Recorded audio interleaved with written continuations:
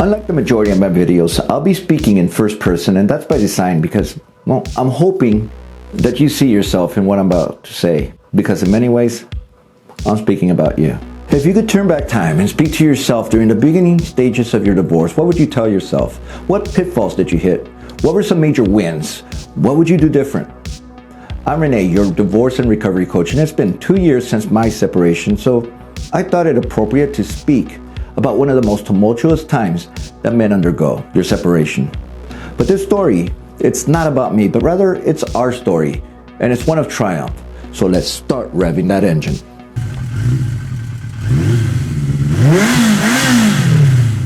If I could hold that broken man that was me 2 years ago, alone, in silence, confused, and feeling worthless, I'd look at him, I'd smile, and say in no uncertain term that all this pain, expensive as it was all worth it.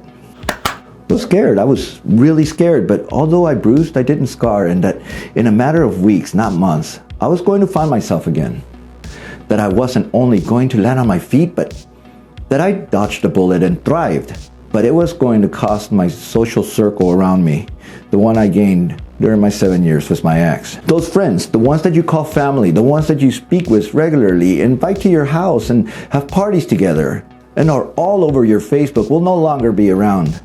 Many, initially, they couldn't handle seeing me in pain, and so they looked the other way. And within a matter of months, I made the conscious effort to let go of them. Simply put, I went through a time where, well, I needed to grow, and being around them just wasn't going to help the process, and they didn't show much empathy, and seeing them again would only continue my curiosity as to how she was doing. So I cut them loose, all of them but one.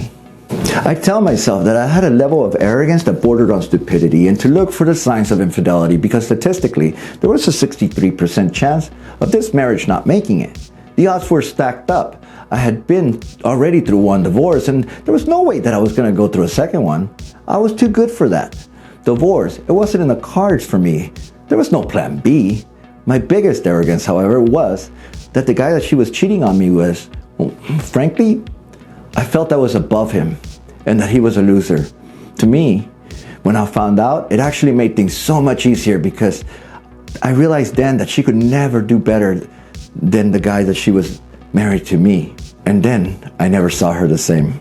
My arrogance did lead me to look the other way for 2 years of her infidelity. I mean, I should have seen the signs. The girl, she was buying lingerie and never used it on me.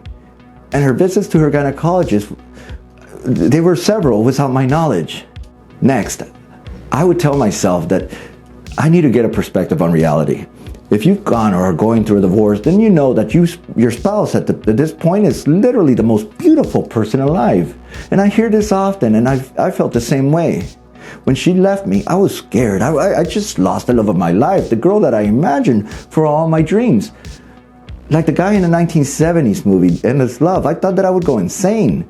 I honestly thought I'll never be able to look at someone else and tell them that I love them with a straight face, that I'd be lying.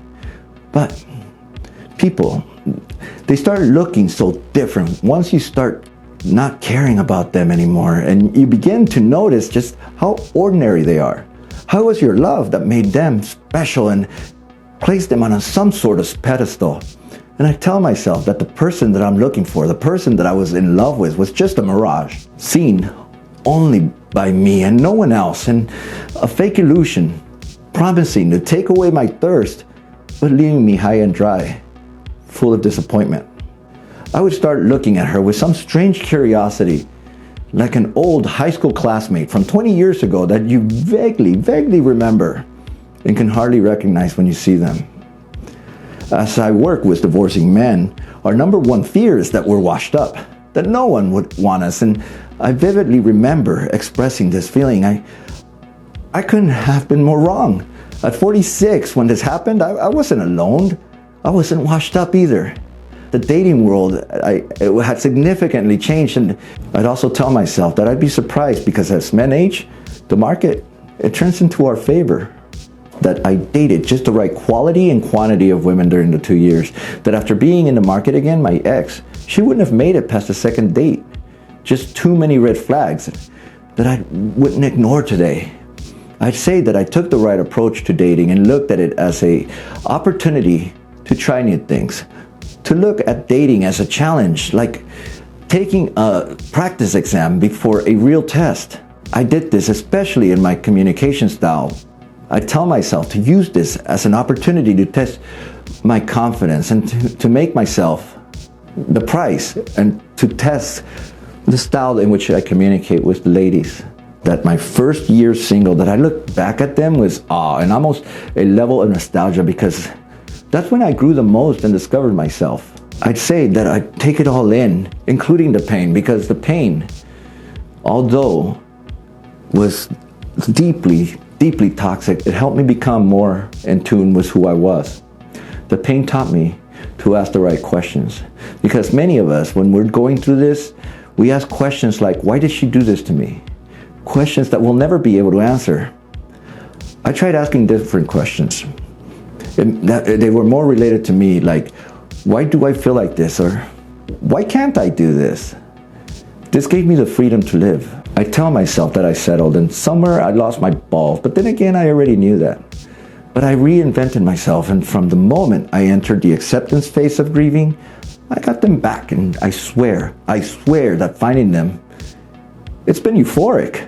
Last, that was patience, deep growth, and communication style, that I'd end up finding someone that, well, has more criteria for a relationship than I ever even thought of. Someone educated, caring, vulnerable, three-dimensional, financially sound, honest, loyal, Oxford educated, but yet not above getting her hands dirty to clean.